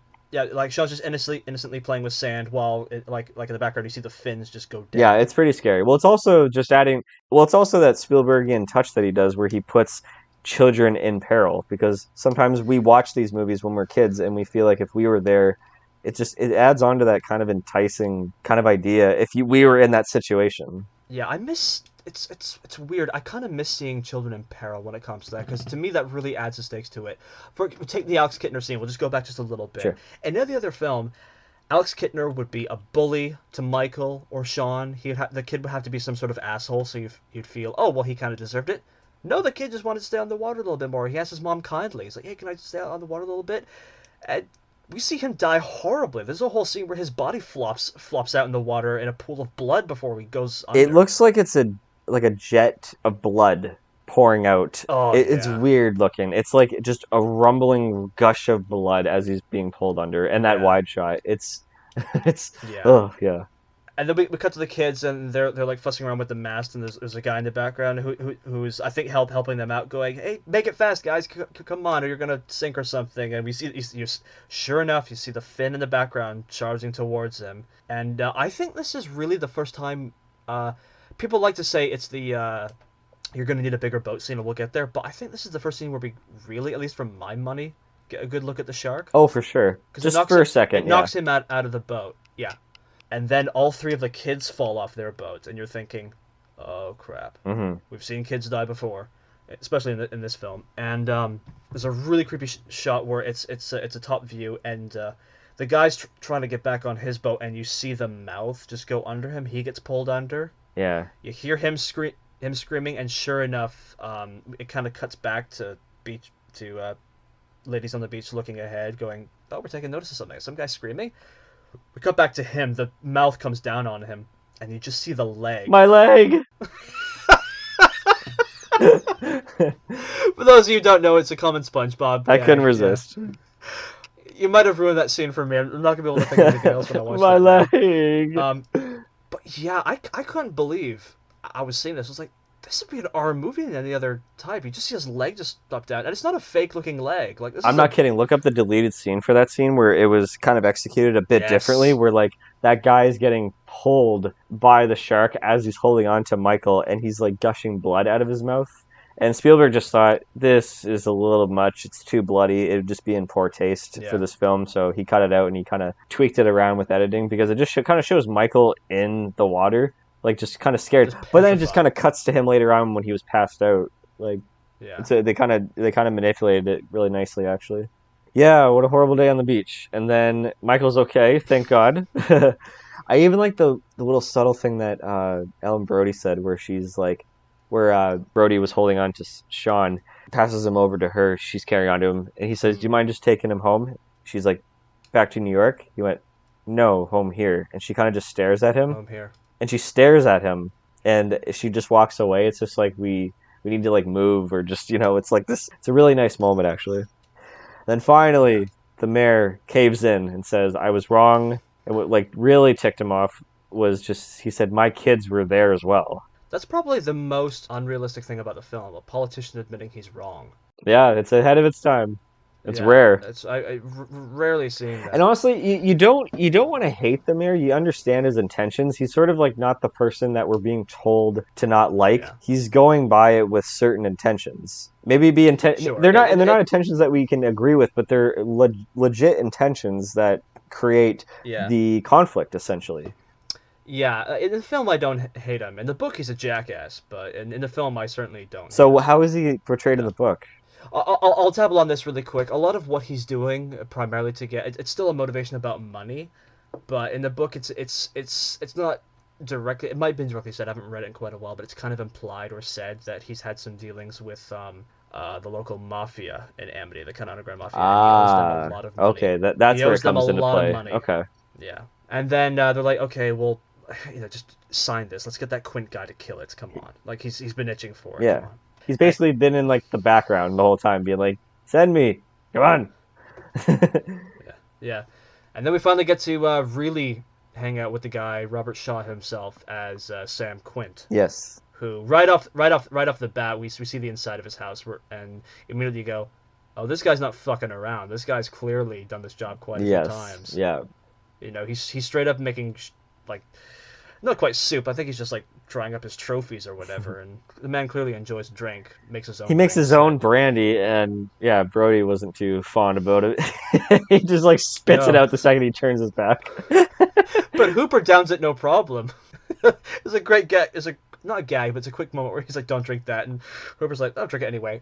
Just downs it and like coughs afterwards. But he clearly had no problem drinking. And it. that's where, speaking of Hooper, this is where the entire Robert Shaw and Richard Dreyfuss sort of friction comes into play, Yeah. and it shows in the dynamic between Hooper and Quint. It really does. Because I don't know, they kind of clashed. Apparently, Robert Shaw was just a very competitive type, and that just Richard Dreyfuss wasn't too fond of that. I don't know what it was. Yeah. They fought a lot on set. They just could not stand each other. Yeah, it was like apparently from what I've read, like I listened to a couple of interviews not too long ago where Dreyfuss was like off camera he was the most delightful, cheerful man, but when they were on set, Shaw didn't care for Dreyfuss all too much. Like he'd constantly be like, "Look at you, Dreyfuss. You eat, you drink, you're fat, and you're sloppy." It was just kind of a, basically the way my family treats me. Oh God! But jokes, guys. I don't even drink. Yeah, it's one of those. It's not quite method acting because method implies it was intentional. I mean, they were intentionally jackasses to one another, but it helped. It certainly helped all the scenes. It did, yeah. Quint is just so authentic. Again, I just can't get back to it. He kind of reminds me of just like my papa, for example. Like my papa will just all of a sudden just hum songs to himself out loud, or just talk about these old folk tales and all these. Him and his father, my great grandfather, rest in peace. anytime they're telling stories, whatever the ending is, you always know if it's going to be a real story or not. If it's like a long joke or it's actually a Yeah, great story. If it's basically a long tale with an exaggerated ending, you're like, okay, that's clearly not real, but you're convinced while it's happening. that's true. Yeah, yeah, and then we load up that really cool ship Viorca, and we set off into I think at the beginning of the third act really of the film. Basically, yeah, yeah. Yeah, Farewell and adieu, you fair to Spanish you fair sissies. Spanish ladies, farewell and adieu, you ladies in Spain. Now, this scene here, I love the red herring scene a lot coming up here because they're Yeah, sitting around and all of a sudden Quint starts to feel a little bit of a tug on his reel. He starts to get ready, and then all of a sudden something's dragging it. And this is where what I mentioned before about how it's like science versus instinct. Hooper's just chucking it off. It's probably just like a stingray, like a swordfish, whatever. But like Quint's just really trying to feel it out. He can sense like it's going under the boat. He's like, I don't know, this thing is very stubborn. It's really creating that dynamic. It's fueling it more. It's basically three men that are out on the sea trying to reach the same goal, but for different reasons. approaching it very differently. Yeah, That's why the characters are so great, and you spend a lot of time. There's silent moments, there's quiet moments throughout this whole thing. There's natural moments. It's a movie that today, like I just imagine people watching this and like it would just break my heart if they're actually bored. You know what I mean? And there's a difference. There's a fine line between I know what you mean. there's a fine line between boring and slow. And I'm not going to say by all means that Jaws is slow. It's just there's quieter moments because Spielberg set out to make a realistic movie. Because at this point, we haven't even seen the Yeah. damn shark. Isn't it great to have your imagination work up what it is under the sea, essentially, by all these implications? Well, because a lot of time when it comes to these sort of things, it's all about you're kind of like you're like you're waiting for the cinematic stuff to happen. You're waiting for all that. Here, I'm just enjoying them all kind of shooting the shit. Like there's a really fun scene that like me and my dad laugh at every time where it's almost like Hooper and Quint kind of have like a man off with one another. Quint just starts downing a beer, crushes the can, looks at him. It's so great. And it comes to Hooper, and he has like a styrofoam cup of maybe I don't know what's in it. Maybe there's a bit of beer in it, but he just downs that and then just crushes it and just drops it. I'm surprised you and I haven't done that before. Well, we haven't really been at sea yet. I'm sure those adventures are No, I coming. mean just like we're drinking something, and then once you finish it, you just crush it, and you just stare at the other person, and you wait for the other person It's to funny. chug their drink, and then just stare at them. And I think I've attempted something like that, and I think I actually cut my hand on like a root beer can or oh, something. that sucks. And I was like, yeah, I'm not as cool as those guys in Jaws. You know, if anything, this just confirms I'd be the first to die. How many times have you been on a boat in your life? Um, I'd say 5 or 6 times. Yeah, because I've been on a jet ski and all that. I've been on it quite a few times in Cape Breton. In fact, there's a town that a lot of my family members are from in Cape Breton, like all my long distant relatives, Port Hood, Nova Scotia. This movie reminds me of that town. It actually also reminds me of I don't know if you've been around my area, but down in Pickering Village, it looks like Amity, and I'm by lakefront. That's awesome. So I always get, I always get a warm feeling. I always play a little bit of the soundtrack when I'm walking up and down Oh, there. that must be nice. And it's like Ontario. You're not going to be a shark there. You're not going to see a shark there yet. Well, I mean, as a kid, there was just like a tiny little bit of a fear to go into a lake after this movie. Like once I knew like sharks don't come that close to the shore, like it's not really that common. And in fact, even in Port Hood, Nova Scotia, I think there's only been like one trace of like a hammerhead shark that later on actually was dead and it washed up on the beach in the 90s. That was only like the only Wow. report that a shark actually was there, but there was never an attack. I think it was already dead. It must have been sick, and that's why it was wandering in shallow waters.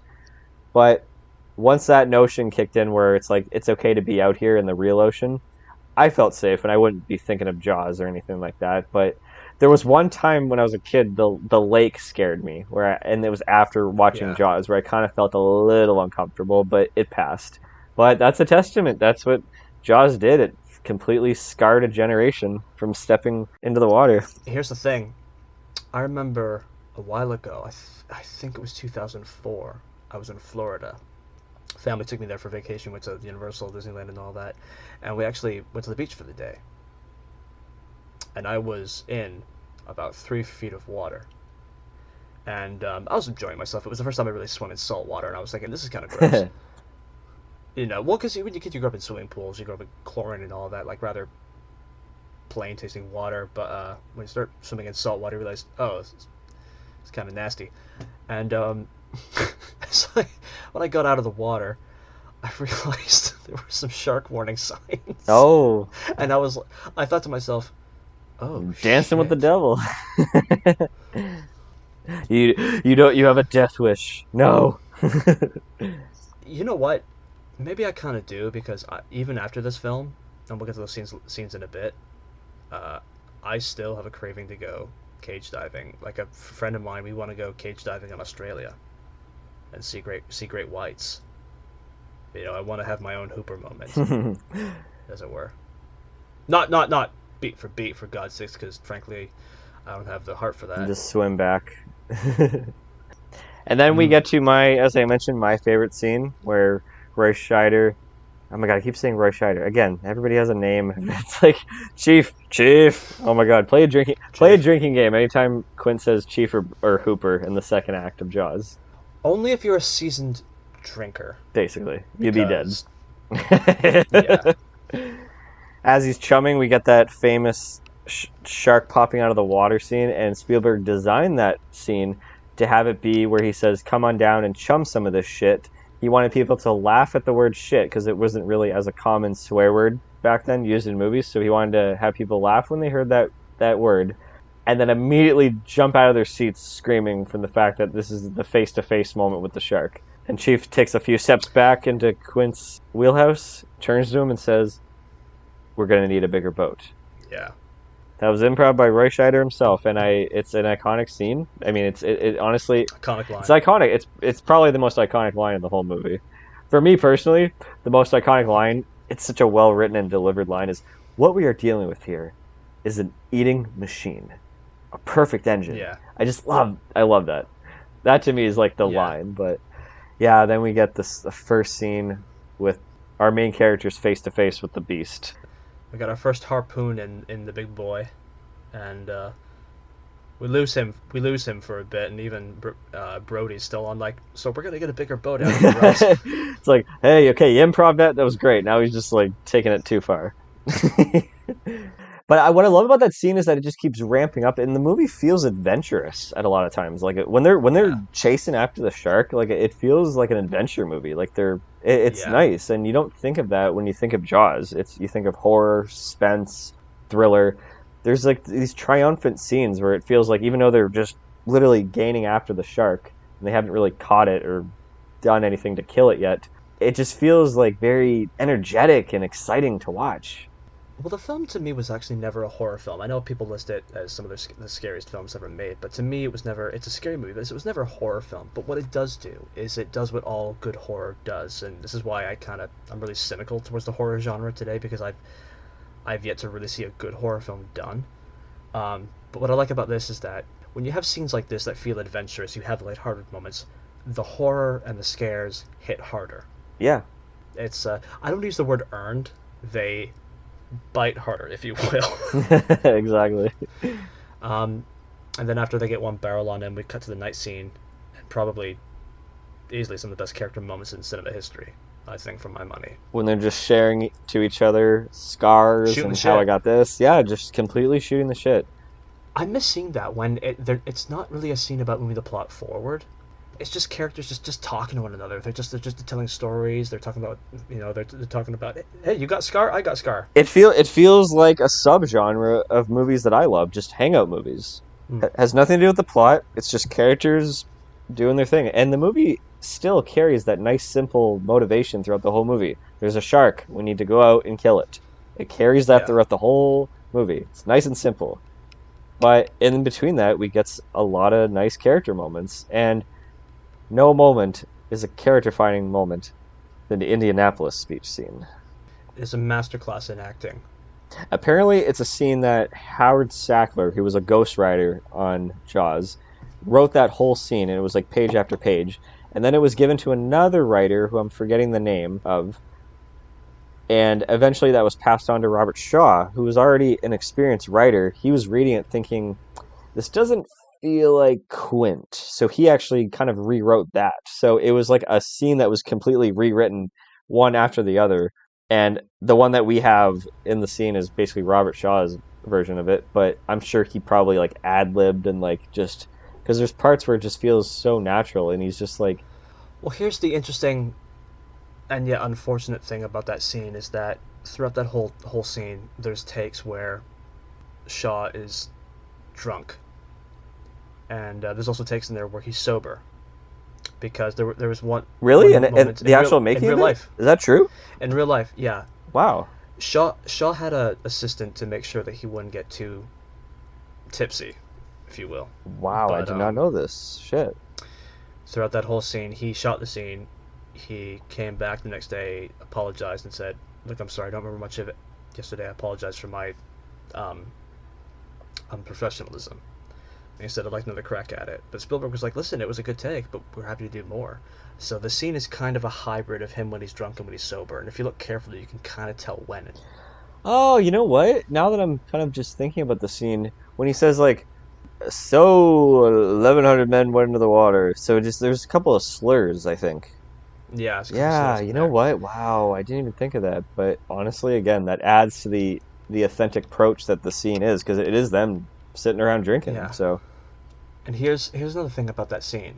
This is actually the first time the story of the USS Indianapolis was really addressed in film. that is true. Yeah, I watched this movie last year with Veronica and her sister for my birthday. I just felt like, hey, it's Jaws. I don't think I watched it the previous summer. Why not? Let's do it. She was looking up like tons of stories about the USS Indianapolis afterwards because she felt it was like a nice little side research that you can do on this movie to actually figure out like this is real. Terrifying. It's real. Terrifying. It's terrifying. Yeah, and you see it, and you see it with like Quint's in Quint's eyes. Yeah, like he is. You see the whole history within his eyes, and it's just now after that scene you understand who he is basically, why he's always out in the sea. Yeah. And that's always a scene that I bring up. It's an analogy that I use. I brought it up, I remember, when I watched Jurassic World, where I'm looking at Chris Pratt's character, Owen, and Yeah.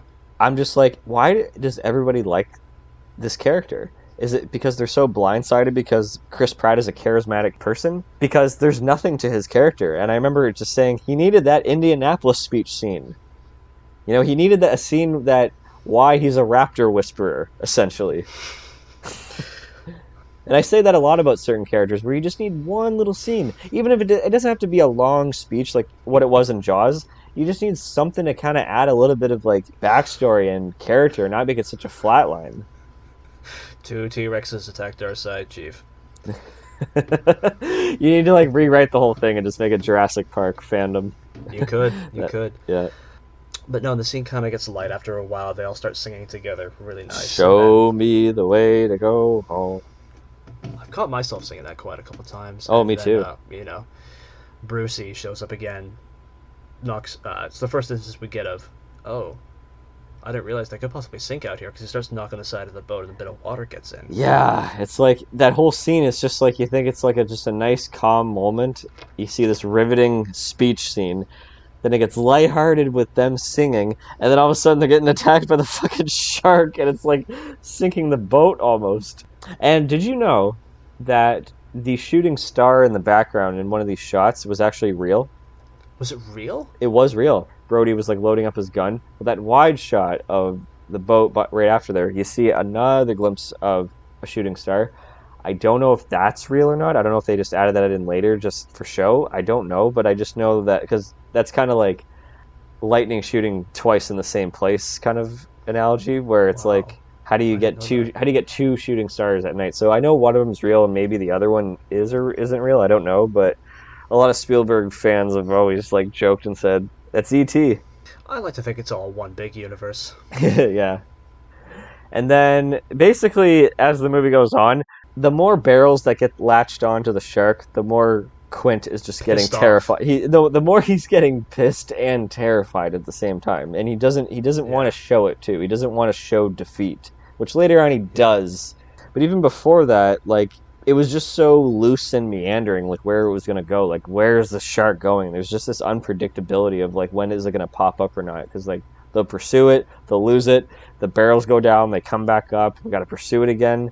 It's like he can't go down with 3 barrels, but then it does immediately after. It's like there's this unpredictability, like how are they going to do this? And it feels almost like I think it's basically like one whole day. They spent the night overseas.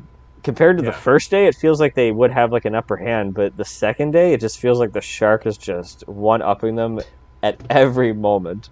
Yeah, the more harpoons it gets in it, the more pissed off it becomes. Basically, Because the point where Hooper's straight up like, he's chasing us, I don't believe it. It's like, nope, he's out to get you guys now. I love that little moment where Brody was saying he's eating his way through the line, and Hooper's like, yeah, because he's working his way up to us.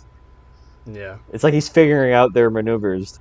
Yeah, it's kind of hard to kind of judge this whole scene because it really is kind of all over the place up until the boat officially, like, fucking breaks apart because, like, fucking, he just rams the ignition.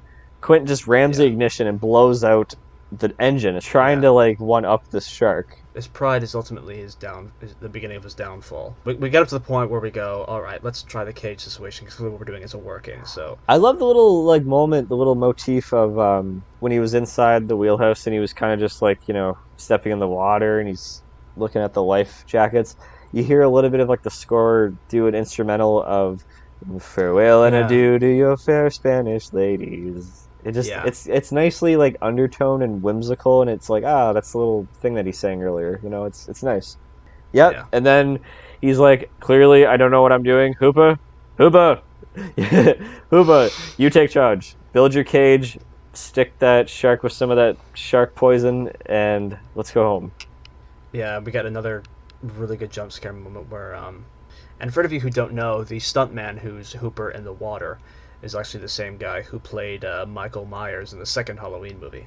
Oh, yeah? Just a little fun trivia for you there. Yeah. Well, what I like is that the producers of Jaws actually said we should mix in real shark footage to add some sort of legitimacy to the whole film, really. So they had this couple, I forget their names. They're an Australian couple. Ron and Valerie. Yes, Ron and Valerie Taylor, yes. The Australian couple that literally went out to the sea. They filmed their cage with like a tiny miniature person inside, like it was a dummy.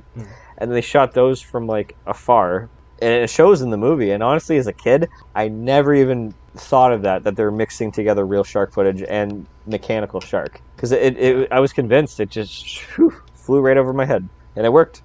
And what's so cool about the story that they were saying when they were filming the shark is that it got its nose latched onto one of the wires of the cage, and they said like when a shark is trapped, it goes wild. So they used that footage. They thought it was perfect because after that moment, Hooper's out of the cage, so they're like, let's just film this shark go wild on this cage because it kind of looks like it's destroying it. Yeah.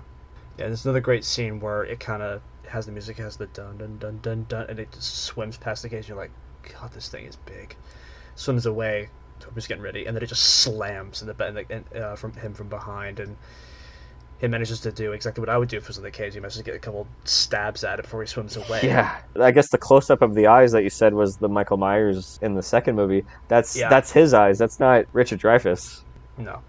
And another thing I forgot to touch upon, and this is why I love setups and payoffs in movies. Sorry to kind of go back a bit, but just really quickly. No. The scuba diver tanks were set up really nicely at the beginning. Yeah. And then you kind of see it like a little bit hinted throughout the movie. Like it's just, again, these little subtle little setups for a great payoff later on. Yeah. And then, oh my God, we need to take a moment of silence because the best character in the movie goes out. I don't think not since Hudson from Aliens, Bill Paxton's character, have I felt so bad for a character. Just the screams that they give. It's just, you can feel it. It just feels real and raw. There's no music. That's another thing. There's no music. It's just raw death in front of you. And they did a great job editing around the fact that it is essentially just a modeled shark, but you're kind of caught up in the moment, like, holy fuck, it's attacking the boat. Like, our characters are in peril. Like, it's so well done. Like, Bruce, he's a model, but to me, he's a well-done model. Like, he has enough detail on him. Like, he's covered in scars. He's bleeding in some spots. Yeah. Like, he looks like, to me, he's convincing enough. Like, I'd rather take that than some Shark Attack 3D CG. Sharktopus versus Octagon, or... Yeah, oh my god. I think Deep Blue Sea is probably the only decent shark movie since Jaws. It's the only one I'll have fun with, apart from this one. Exactly. This is the iconic shark movie. Yeah, Quint. And I didn't even notice the first couple of times that he actually grabbed his machete and was trying to like fight against it. Stab it. It's tough. It's really tough to watch. And it's funny that it's the first thing, like, the scuba tank knocks his hand off the table, and if you notice, there's a line when they're all together at night. He says, "You see this thing? I can't extend it. Do you know why? He can't extend his arm that way to grab onto his arm." Oh, when he was doing the arm wrestling. Arm wrestling. So there's clearly pain in that arm that he can't really extend it that way, so he can't really hold on. Oh, wow! I learn something every time this movie is brought up or I watch it. Holy shit! There you go. That is amazing. And that's a nice touch. If any of you are curious, there actually was supposed to be score for when he died. You can look it up, but it definitely works without that. But this, I was definitely freaked out first time I saw this, and every time I see it, I cringe. I do too. It's tough. Do you know what it is? It's because it's a death scene where I go, I don't think I would have done anything differently. Like, he's kind of sliding it down, he's kicking it. That's exactly what I would do. He'd grab the knife and stab it. It's exactly what I would do. That's a no-win scenario. You're gonna slide into the jaws of death. Literally. Yeah, literally. And especially since it's a character we've just been hanging out with this whole time and we're watching like a slow and painful death. It's tough, yeah. Yeah, he eventually joined some of his brothers in dying the same way his friends did. He ultimately met the same fate. That's tragic. One of the first lines in his movie, "This shark will swallow you whole."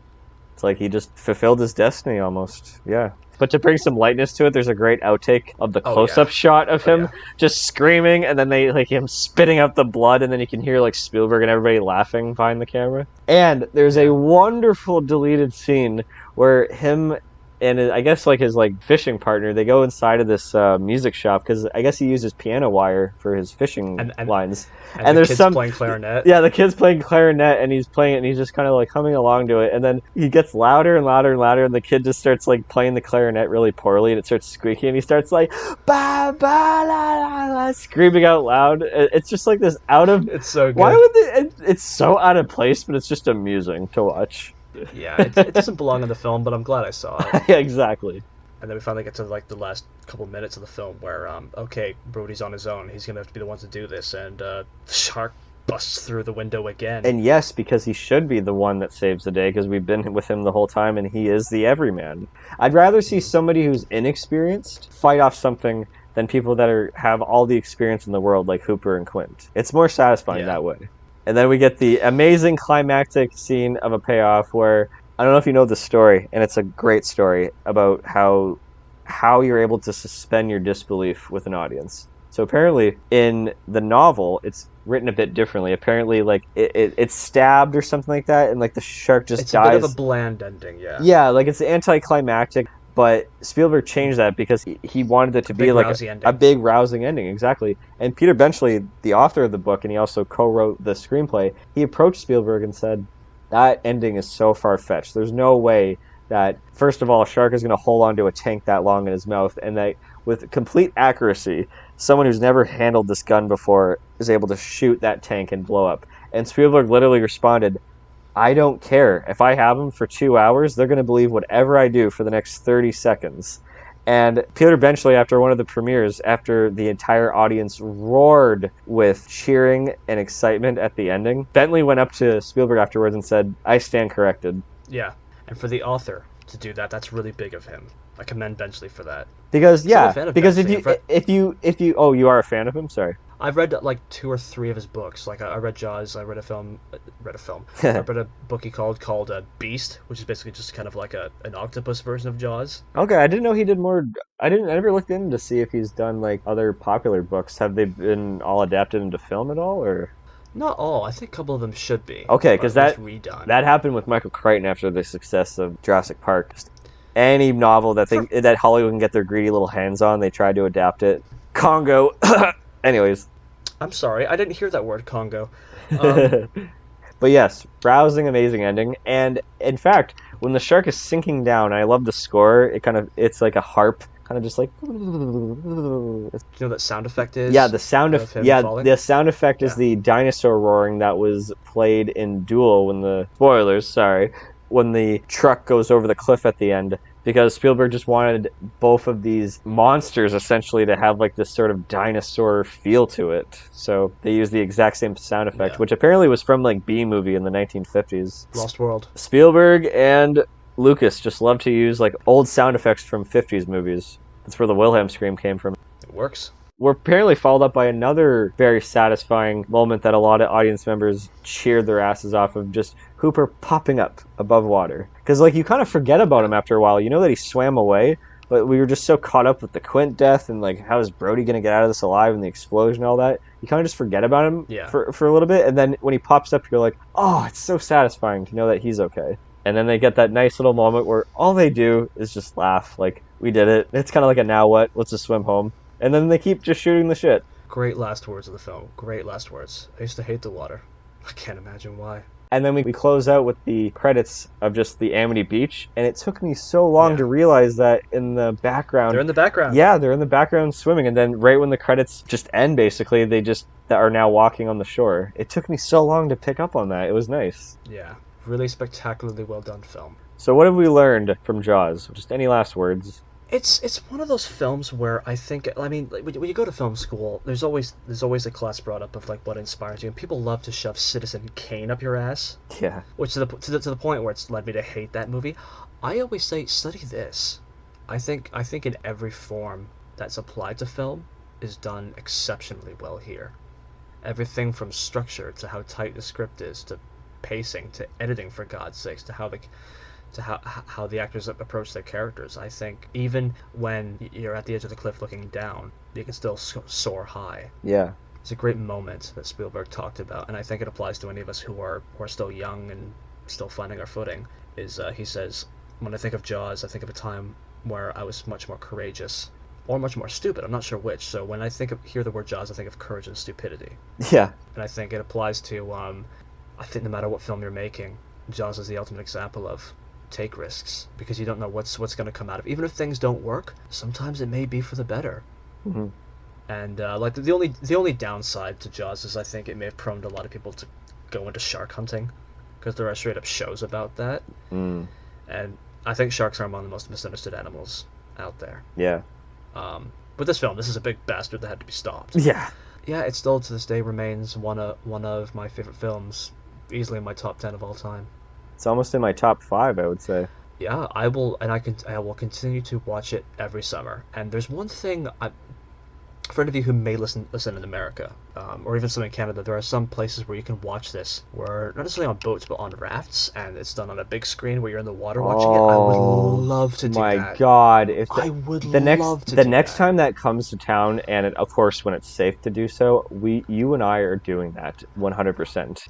I'll tell you what, I'll drive us. That is the most amazing environment. It's a genius environment, whoever came up with that. Yeah, I think that'd be inspired, and I would love to experience it that way. Because I just think that would instill so much fear in you and yet so much excitement. It would be the ultimate experience. It'd be the ultimate movie-going experience. And it has to be it's at nighttime, I would assume, right? I would do it at night, yeah. Could you imagine the opening? The opening scene. Oh my God, yeah. Just I get my legs out of the water. Oh my God, yeah, yeah. I kind of share the same testaments as you. Really, it's like that was one of the first moments where, and I touched upon it briefly. It wasn't just like I love watching movies. I just want to understand how you make one. That was one of the initial sparks. Definitely like Jurassic Park and Titanic and countless other things that I hopefully will talk about on this program one day. Really fueled my love for cinema. Jaws just gets better as time goes by. It's like rich, fine wine. It's never dated. There's movies that I watch from the 80s that are more dated than this movie.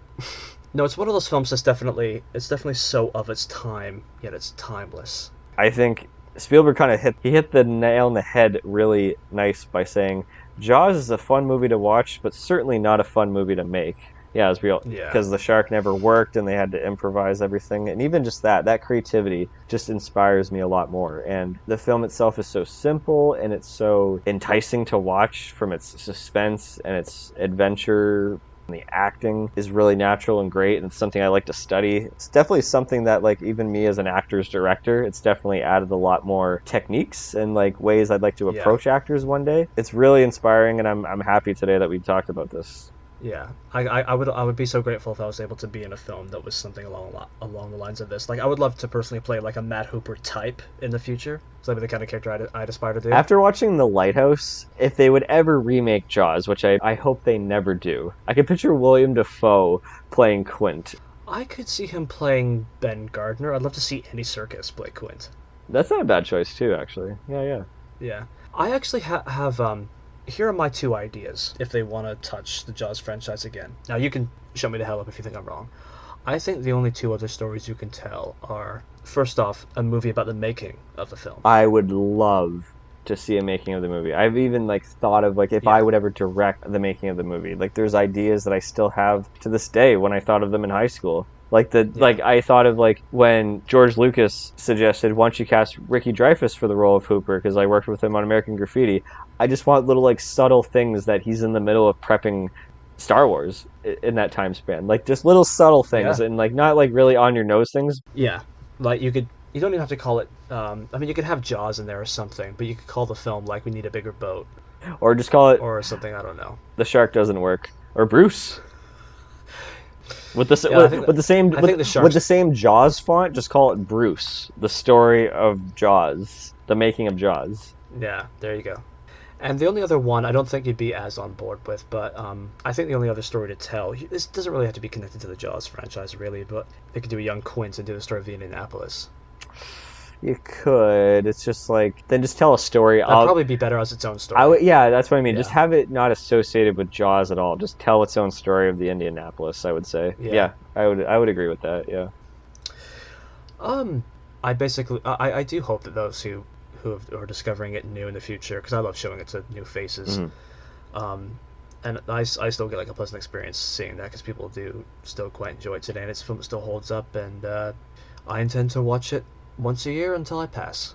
I cannot wait to show my kids this and film their reactions. I better see those reactions. I hope you record them on videotape, especially in the Ben Gardner scene. Send me those reactions. All right, well, Hunter, thank you so much for kicking off my show, talking about a personal favorite of ours. It was kind of fitting and meant to be, and I'd love to have you back on again to tackle something else that we either equally love or equally hate. But thank you so much for being on here. And again, everybody, feel free to comment on the bottom, give a like, definitely subscribe to So to Speak, and I will see you on the next one. Thank you so much, Hunter. I will see you under the sea. My pleasure. Farewell and adieu to you fair Spanish ladies.